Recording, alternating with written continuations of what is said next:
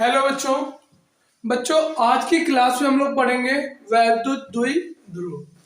देखिएगा, वैद्युत द्विध्रुव।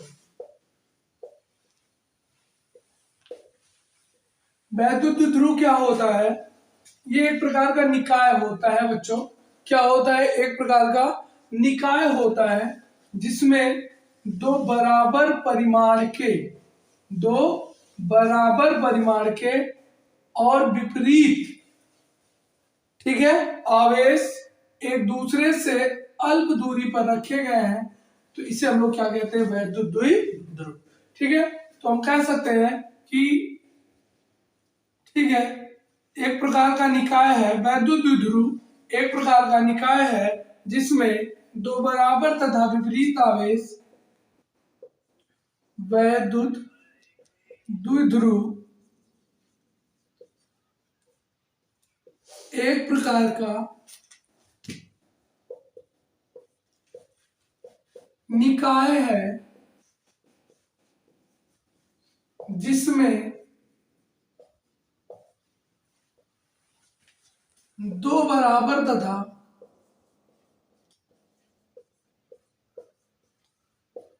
विपरीत आवेश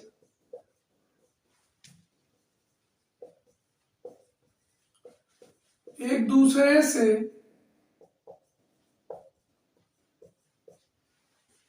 अल्प दूरी पर होते हैं।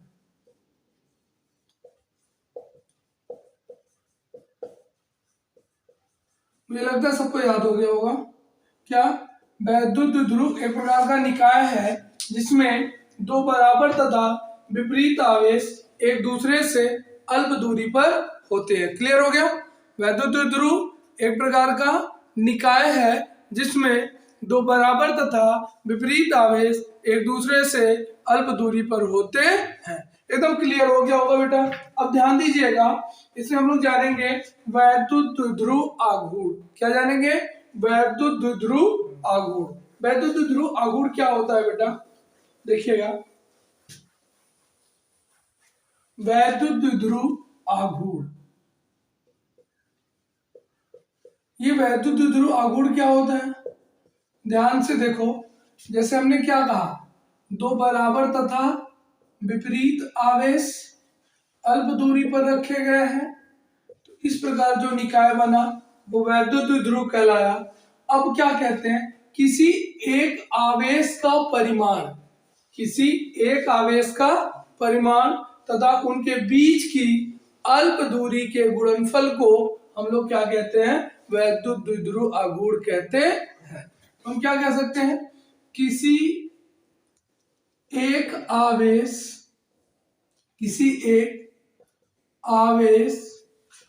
के परिमाण तथा उनके बीच की अल्प दूरी के गुणनफल को वैद्युत द्विध्रुव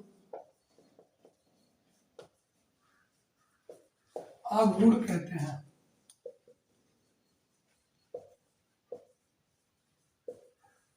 याद हो गया होगा? क्या हुआ? किसी एक आवेश के परिमाण तथा उनके बीच की अल्प दूरी के गुणनफल को वैद्युत द्विध्रुव आघूर्ण कहते हैं। क्लियर हो गया? कोई डाउट नहीं?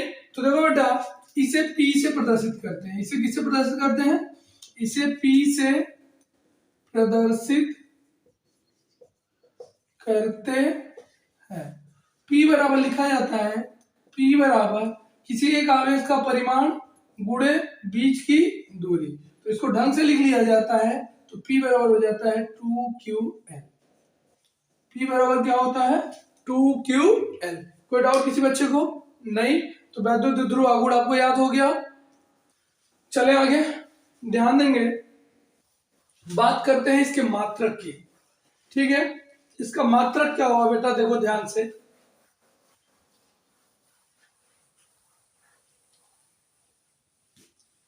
यहां देखिएगा, इसका जो मात्रक होगा निकालेंगे। मात्रक क्या हो जाएगा? कूलाम। आवेश का मात्रक क्या होता है? कूलाम। लंबाई का मात्रक मीटर, यानी कूलाम इंटू क्या होगा? मीटर। ठीक है ना, जिसको हम लोग बोलते हैं डिबाई। क्या बोलते हैं? डिबाई। ठीक है ना, यानी इसका एक मात्रक क्या होता है? डिबाई होता है, और एक मात्रक क्या होता है? Coulomb into metre. समझ आई बात ना? कूलाम इंटू मीटर को ही हम लोग क्या बोलते हैं बेटा? डिबाई बोलते हैं। क्लियर हो गया? और वैद्युत द्विध्रुव आघूर्ण एक सदिश राशि है। ये राशि कैसा है? राशि है सदिश। वैद्युत द्विध्रुव आघूर्ण कैसी राशि है? सदिश राशि है। समझ आ रही बात ना? इसकी जो दिशा होती है ऋणावेश से धनावेश की ओर। किधर होती है?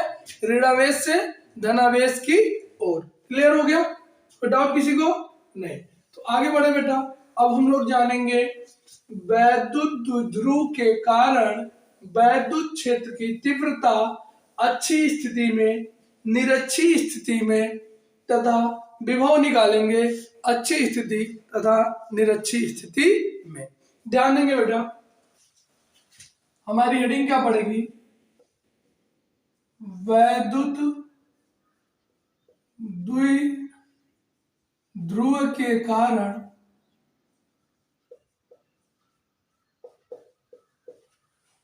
वैद्युत क्षेत्र की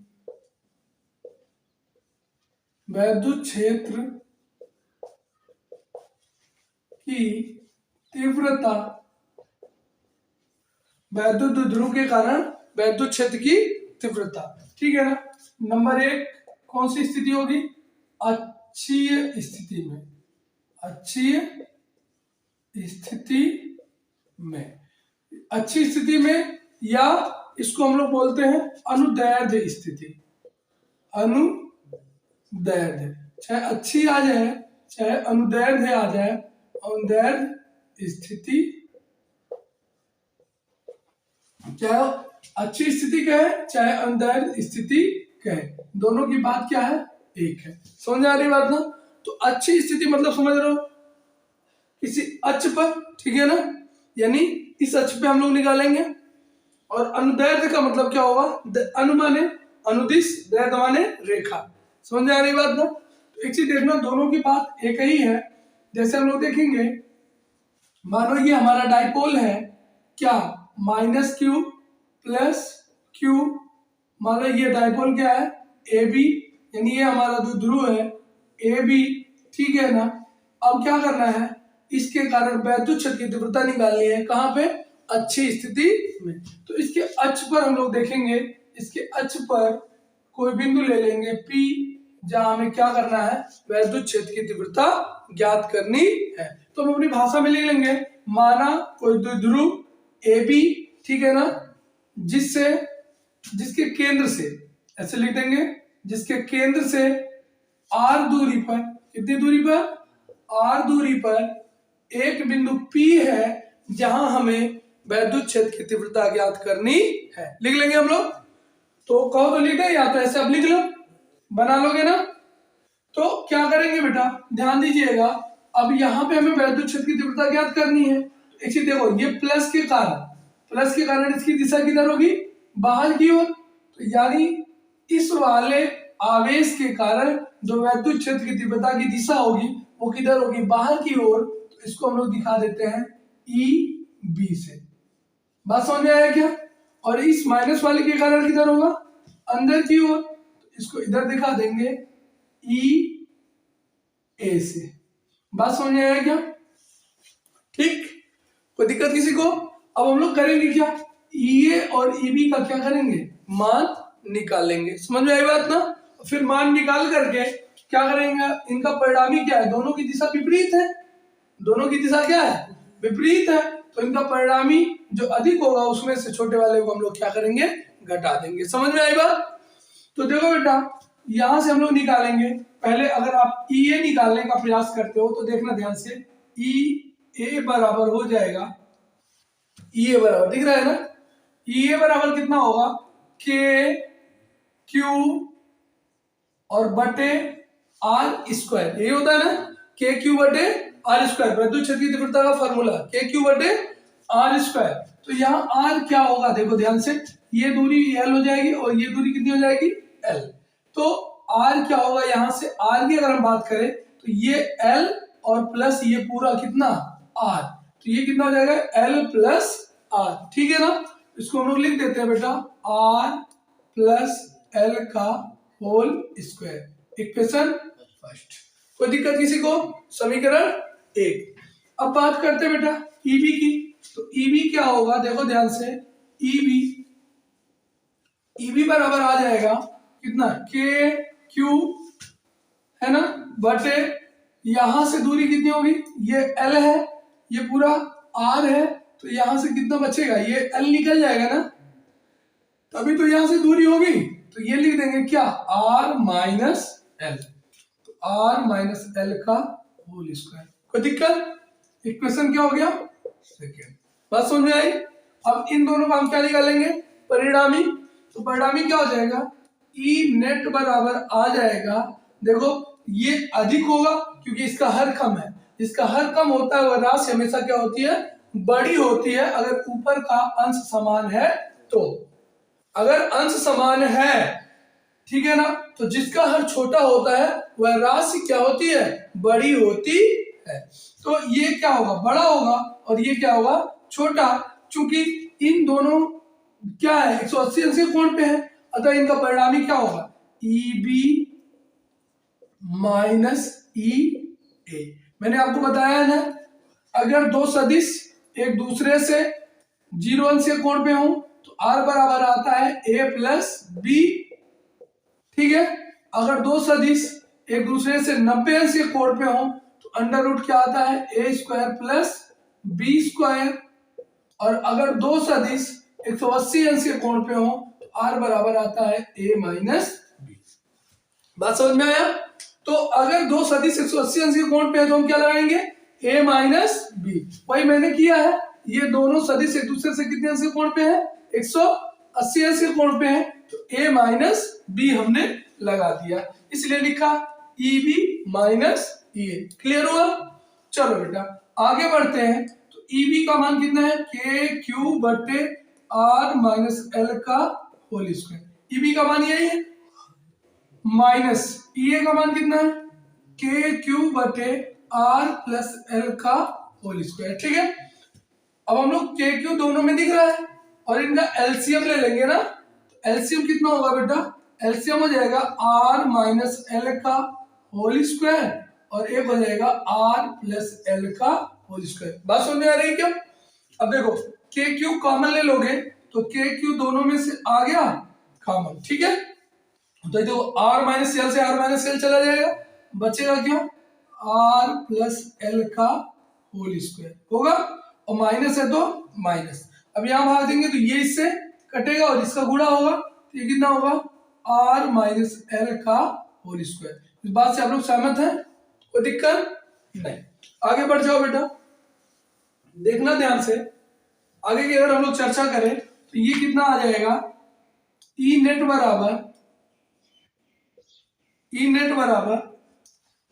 ठीक है, के क्यू, और यहां क्या करेंगे, ए प्लस बी का होल स्क्वायर तोड़ देंगे तो हो जाएगा a square plus b square plus 2ab। बात समझ में आएगा। और चूंकि ये बाहर माइनस है, जब माइनस का अंदर गुणा होगा तो जो प्लस है वो माइनस, जो माइनस है वो क्या हो जाएगा प्लस। तो इसको जब सॉल्व किया जाएगा बेटा तो ये आ जाएगा minus r square minus l square plus 2rl।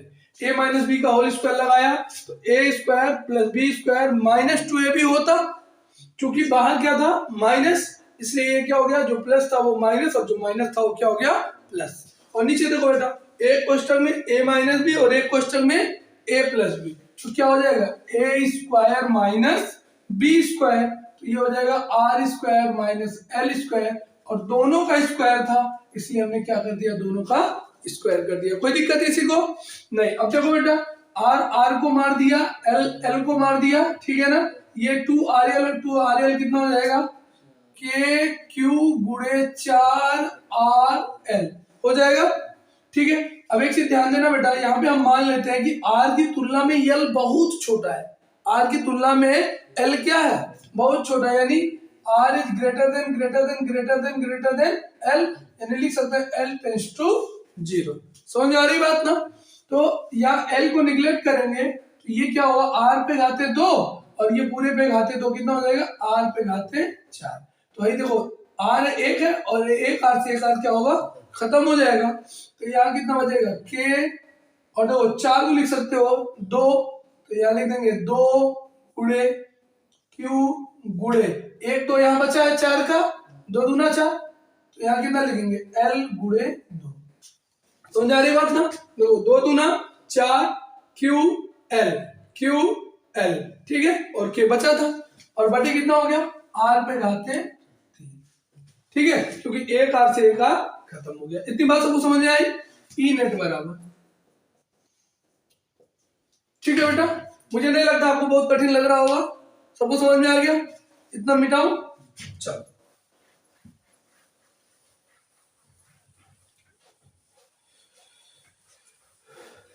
ध्यान दीजिएगा।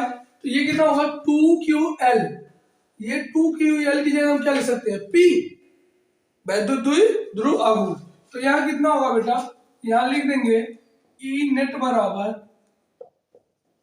हो जाएगा, ये 2 बचा है, K बचा है, तो हो जाएगा 2K, और इसकी जगह क्या लिखेंगे P, और बटे कितना हो जाएगा R पे घाते 3।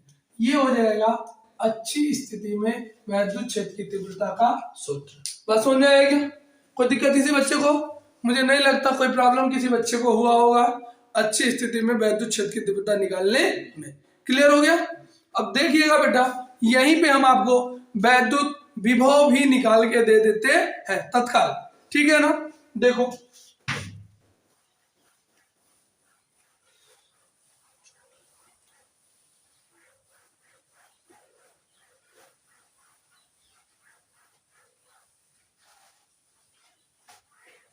ध्यान देना, अभी क्या चाहिए, द्विध्रुव के कारण, ठीक है, वैद्युत विभव, हमको क्या निकालना है, वैद्युत विभव कहाँ निकालना है, अच्छी स्थिति में, ठीक है बेटा। वैद्युत द्विध्रुव के कारण वैद्युत विभव चाहिए, कहाँ चाहिए, अच्छी स्थिति में या अंतर स्थिति में। क्लियर हुआ। तो देखो हम लोग फिर वही डाइपोल लेंगे, क्या होगा, -q + q, इनके बीच की दूरी कितनी होगी 2l, ये a और ये b, यहां से कितनी दूरी पे निकालना है हमको, r दूरी पे, कितनी दूरी पे, r दूरी पर हम लोग क्या करेंगे, एक बिंदु p ले लेंगे जहां हमें क्या करना है, विभव की गणना करनी है। समझ आ रही बात ना, कोई दिक्कत नहीं, सबको क्लियर है। तो देखो बेटा आगे हम लोग करेंगे क्या, यहाँ पे सीधे वही लिखेंगे, माना कोई द्विध्रुव क्या ए बी, ठीक, जिससे r दूरी पर एक बिंदु P है जहां हमें क्या करना है, वैद्युत विभव की गणना करनी है। क्लियर हो गया। तो ये दूरी हो जाएगा L, ये दूरी हो जाएगा L। तो यहाँ एक ही कारण, देखो इसमें चूंकि ये अदिश राशि है तो यहाँ दिशा का कोई मतलब नहीं है, तो इस एक के कारण हम विभव निकालेंगे, इस बी के कारण हम विभव निकालेंगे। तो अगर हम वी ए निकाले बेटा एक सेकंड के लिए, तो वी ए कितना हो जाएगा, के क्यू, क्यू मैंने बताया था कि विभव धनात्मक भी होता है और ऋणात्मक भी, तो आवेश का परिमाण रख लेंगे -q बटे आर, के क्यू बटे आर फार्मूला होता है। तो के क्यू और आर कितना हो जाएगा, एल प्लस आर, ठीक है ना, ये पूरा, तो ये कितना होगा आर प्लस एल, तो विभव पी ए निकल गया, के क्यू बटे आर। अब इसी तरह वी भी निकालेंगे तो कितना होगा, के और क्यू क्या है, प्लस क्यू है, तो प्लस क्यू रखेंगे और बटे आर का मान कितना हो जाएगा बेटा, देखो ये एल निकल जाएगा यहाँ से ना, तो ये कितना बचेगा, r minus l, r minus l. समझ में आई बात, कोई दिक्कत नहीं। तो चूंकि ये अदिश राशि है तो इसको सीधे जोड़ लेते हैं, तो वी नेट बराबर कितना हो जाएगा बेटा, वी नेट बराबर आ जाएगा v a plus v b. तो वी ए का मान हो जाएगा -के क्यू बटे आर प्लस एल, और प्लस वी बी का मान के क्यू बटे आर माइनस एल, ठीक है। अब दोनों में क्या कॉमन दिख रहा है? क्या दिख रहा है? के क्यू कॉमन दिख रहा है ना। सेम वैसे ही करते आएंगे, कैलकुलेशन उसी मॉडल है। तो के क्यू हो जाएगा कॉमन, और इनका लघुत्तम कितना हो जाएगा? आर प्लस एल और आर माइनस एल। ठीक है, तो ये इससे कटेंगे, ये बचेंगे आर माइनस एल। तो ये आर माइनस एल यहाँ लिखा जाएगा, क्या हो जाएगा बेटा? आर माइनस एल और प्लस ये इससे कटेगा तो आर प्लस एल। कोई डाउट किसी बच्चे को? नहीं ना? नहीं समझ में आया? चलो, तो यहाँ कितना होगा बेटा? देखो ध्यान से, V नेट बराबर हो जाएगा के क्यू, और देखो ब्रैकेट हटा देंगे तो ये L से L क्या होगा? L से L कट जाएगा। कुछ गलत हो रहा है क्या?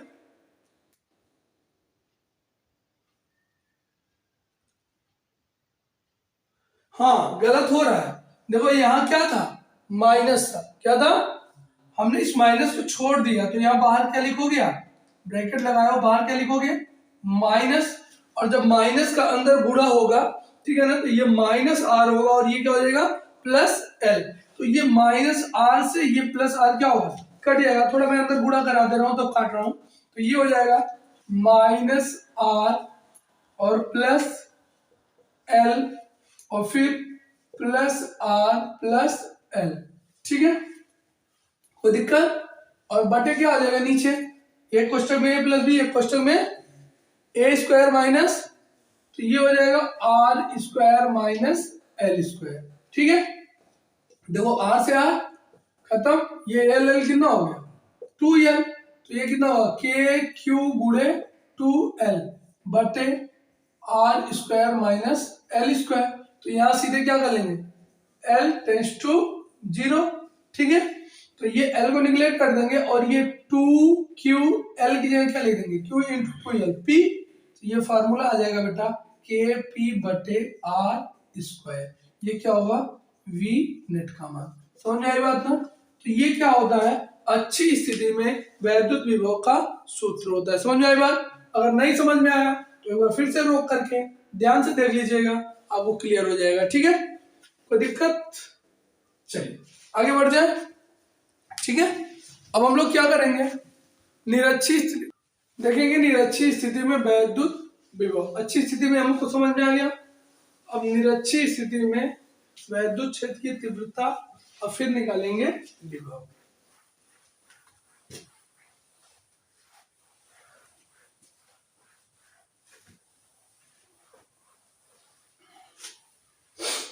ध्यान से देखना बेटा, वैद्युत द्विध्रुव के कारण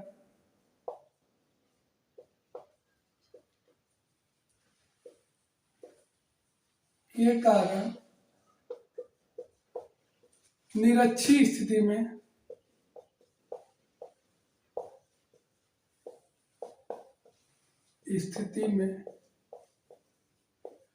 निरक्षीय स्थिति को अनुप्रस्थ स्थिति भी कहते हैं। निरक्षीय को क्या बोला जाता है? अनुप्रस्थ स्थिति। ठीक है, निरक्षीय को अनुप्रस्थ स्थिति भी बोला जाता है। तो वैद्युत द्विध्रुव के कारण निरक्षीय स्थिति में क्या निकालना है हमको? वैद्युत क्षेत्र की तीव्रता। थोड़ा इंक डाल दीजिए। तीव्रता क्या डालना है बेटा? वैद्युत द्विध्रुव के कारण निरक्षीय स्थिति में वैद्युत क्षेत्र की तीव्रता, इंक डाल दीजिए। ध्यान से देखेंगे बेटा, मान लो ये आपका कोई डाइपोल है, ये क्या है? माइनस क्यू, और ये क्या है? Plus Q. ठीक है, इनके बीच की दूरी कितनी हो गई? 2l। ध्यान से समझिएगा, इसके चित्र में ही जादू है। चित्र समझ में आ गया तो सब समझ में आ जाएगा इसमें। ध्यान देखना, निरक्षीय स्थिति, तो मान लो अक्ष से इतर, तो यहां से हम लोग मान लेते बेटा r दूरी पर एक बिंदु क्या है? P है। क्या है? एक बिंदु P है जहां हमें वैद्युत क्षेत्र की तीव्रता ज्ञात करनी है। तो देखो ये वैद्युत द्विध्रुव हमारा A B, तो इस B वाले आवेश के कारण किधर होगा? वैद्युत क्षेत्र की तीव्रता का दिशा बाहर, या ले लेंगे क्या? E B। ठीक है, और इस ए वाले के कारण किधर होगा बेटा, अंदर की ओर। किधर होगा, अंदर की ओर, यानी ई ए। कोई दिक्कत? माइनस के कारण दिशा किधर होती है, अंदर की ओर। प्लस के कारण दिशा किधर होती है, बाहर की ओर। अच्छा हम लोग मान लेते ये एंगल अगर थीटा है, ये एंगल कितना है, थीटा। तो ध्यान देना बेटा, यहां से अगर हम लोग देखें तो ये थीटा, तो ये भी कितना होगा, थीटा होगा। इसका एक कंपोनेंट ये क्या होगा, ई बी कॉस थीटा। बात समझ आ रही है? और एक कंपोनेंट इसका ऊपर होगा क्या, ई बी साइन थीटा। बात समझ में आया? ई के दोनों कंपोनेंट आपको समझ में आ गए, कोई दिक्कत नहीं। ये इसका संगत कोण बनेगा। कौन सा कोण बनेगा, संगत कोण। अभी याद हो बेटा, ये कोण थीटा है तो ये कोण भी कितना होगा, थीटा। क्यों, क्योंकि ये इसका एकांतर बन रहा है। तो ई ए का एक कंपोनेंट ये बनेगा, तो जो थीटा से लगा होता है वो कॉस लिया जाता है, जो थीटा से दूर होता है वो क्या लिया जाता है, साइन। ठीक है, तो इसलिए मैंने यहाँ थीटा से लगा था, तो ये वाला क्या हुआ, कॉस, और दूर वाला क्या हुआ, साइन। उसी तरह इसका देखेंगे, ई बी का, ये क्या हो जाएगा, ई बी मतलब ई ए वाला देख रहे हैं, क्या होगा, ई ए कॉस थीटा। इसका एक कंपोनेंट नीचे आएगा क्या, ई ए साइन थीटा। अगर इतनी बात हजम हो गई तो आपको आ गया, कोई दिक्कत नहीं ना। अब ध्यान से देखो बेटा, इनका परिणामी निकालना है, तो इनका परिणामी क्या हो जाएगा, ई नेट। ई नेट बराबर हम लोग निकाल लेंगे, ई नेट बराबर क्या हो जाएगा, देखो ध्यान से। अब देखो ये इससे कैंसिल आउट हो जाता है और ये ही बचता है केवल। तो ये बचता है, तो तुम देख रहे हो इन दोनों की दिशा क्या है, सेम है। इन दोनों की दिशा सेम है, तो मैंने कहा अगर दो सदिश 0 अंश के कोण पे है, कितने अंश के कोण पे है, 0 अंश के कोण पे, तो r बराबर a प्लस बी, यानी दोनों सदिशों को जोड़ लिया जाता है। तो यहाँ कितना होगा, यानी हो जाएगा e a cos theta plus e b cos theta. इससे सहमत है आप लोग? ठीक, अब क्या करें, ई ए का मान निकाल लें, कॉस थीटा का मान निकाल लें, ई बी का मान निकाल लें, कॉस थीटा का मान रख के सॉल्व कर दे, हमारा उत्तर आ गया। क्लियर हो गया? तो देखो बेटा, ई ए का मान होगा कितना, तो ये हमारी दूरी हो गई।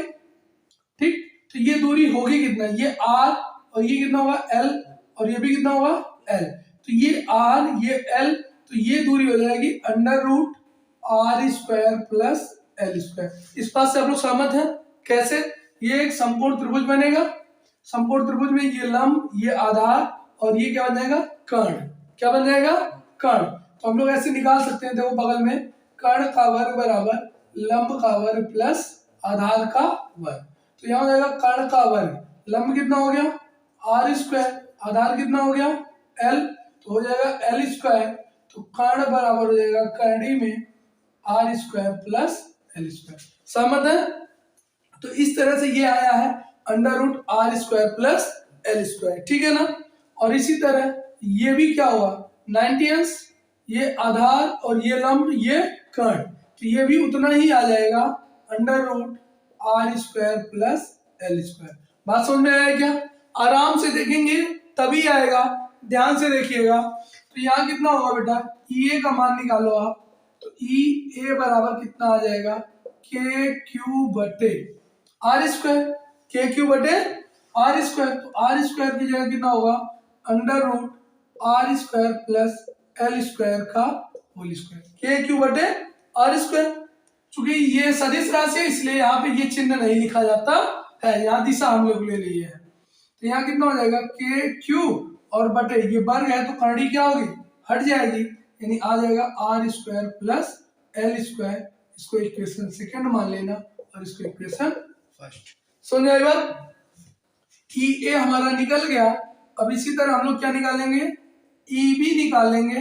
ई बी निकालेंगे तो क्या हो जाएगा, के क्यू बटे के क्यू और बटे आर स्क्वायर, तो सेम वही है। तो कितना हो जाएगा, आर प्लस एल मतलब r square plus l square कर्णी में, फिर इसका क्या है, होल स्क्वायर।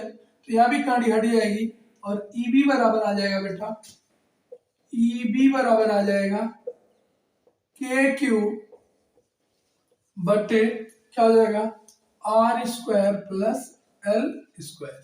समझ आएगा? यहाँ भी करंडी क्या होगी, हट जाएगी, भर गया तो करंडी क्या होगी, हट जाएगी। क्लियर हुआ? ठीक। अब ई ए ई बी का मान निकल गया, अब हम लोग कॉस थीटा का मान निकाल रहे हैं। तो देखो बेटा कॉस थीटा दोनों के लिए सेम ही निकलेगा, इसलिए कॉस थीटा बराबर आधार, आधार कितना हो गया, देखो ये थीटा के लिए ये आधार होगा, चाहे इस थीटा के लिए ये आधार होगा, तो यहाँ क्या होगा एल आधार बनेगा। क्या आधार बनेगा, एल, तो यहाँ हो जाएगा एल बटे, ध्यान दीजिएगा आधार बटे कर्ण, तो कर्ण का मान हो जाएगा under root r square plus l square. इस बात से आप लोग सहमत हैं तो हम आगे बढ़े। ये क्वेश्चन क्या माने, थर्ड, इसको कोई दिक्कत नहीं ना, आगे बढ़ जाए। देखो बेटा अब सारा मान उठा के इस समीकरण में एक पे हम रख देंगे, ठीक है, ये का मान, ई बी का मान और कॉस थीटा का मान, तो मैं रख रहा हूं, ठीक। तो यहां देखो बेटा इसको मिटा रहे हैं,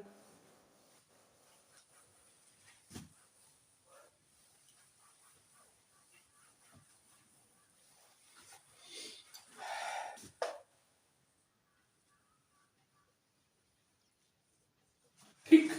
तो ई ए का मान हमारा आ गया, देखो ध्यान से, ई ए का मान आ गया के क्यू बटे r square plus l square और कॉस थीटा का मान एल बटे under root r square plus l square, ये आ गया। ये का मान इतना आया था और कॉस थीटा का मान इतना आया था, ठीक है, और प्लस ईबी का मान कितना हो गया, वही के क्यू बटे r square plus l square और कॉस थीटा का मान कितना है, सेम वही एल बटे under root r square plus l square. अब देखो बेटा दोनों का हर क्या दिख रहा है, समान, अंश को क्या करेंगे जोड़ लेते हैं, तो ये जुड़ जाएगा तो कितना हो जाएगा 2KQL, एक एक कितना हो जाएगा 2KQL, KQL दोनों में था तो एक एक कितना हो गया 2KQL और बटे, ध्यान देना यहाँ देखो बेटा इस पूरे पे घात हर दोनों का सेम था ना, हाँ, तो हर सेम था तो थोड़ा सा मैं किनारे आपको दिखा दे रहा हूं,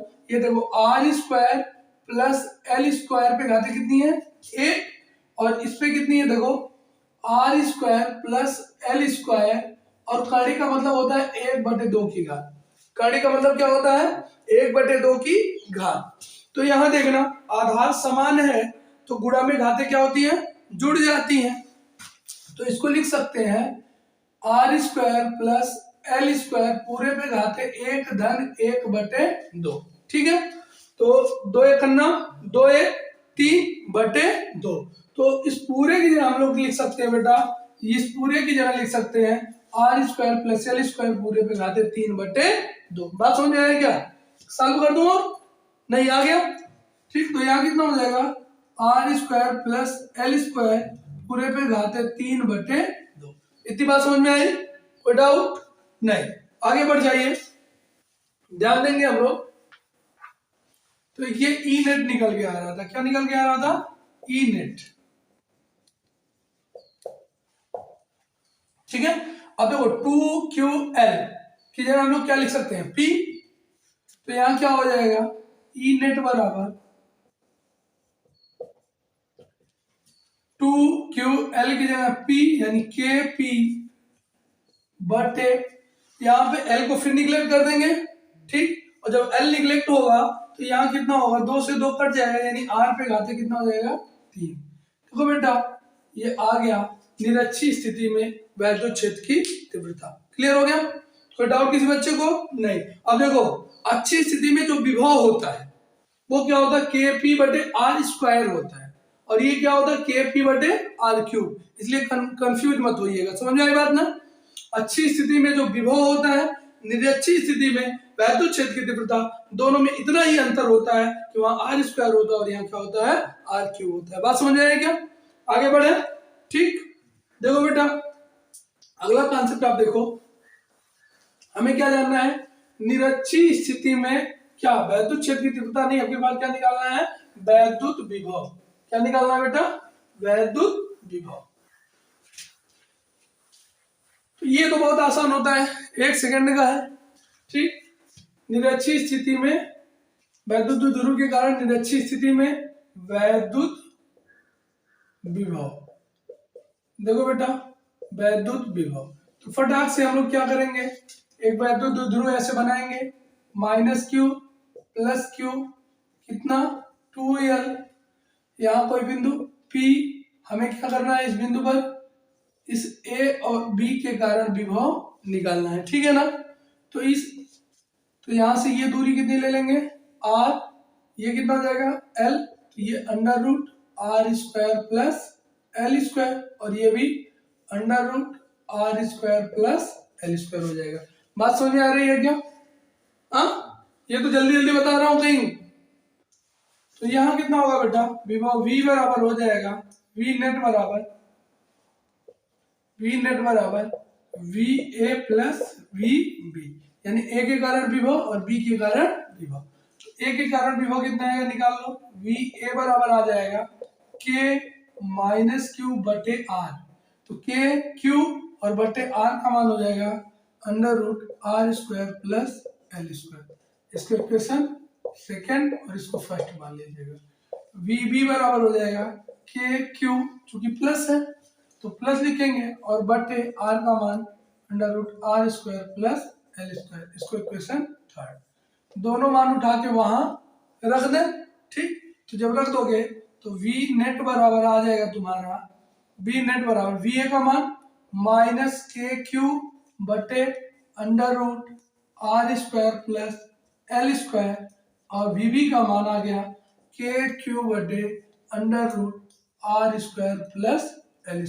देखो दोनों सेम दिख रहे हैं, ये माइनस और ये क्या है प्लस, तो ये इससे पूरा कट जाएगा, और V नेट बराबर कितना आ जाएगा बेटा 0, यानी निरक्षीय स्थिति में जो वैद्युत विभव होता है, ठीक है, वो कितना होता है 0 होता है। क्लियर हो गया? ठीक, अगली क्लास में फिर मिलेंगे, तब तक के लिए बाय। अगर चैनल अच्छा लगे तो उसको लाइक, सब्सक्राइब और शेयर करना ना भूलें।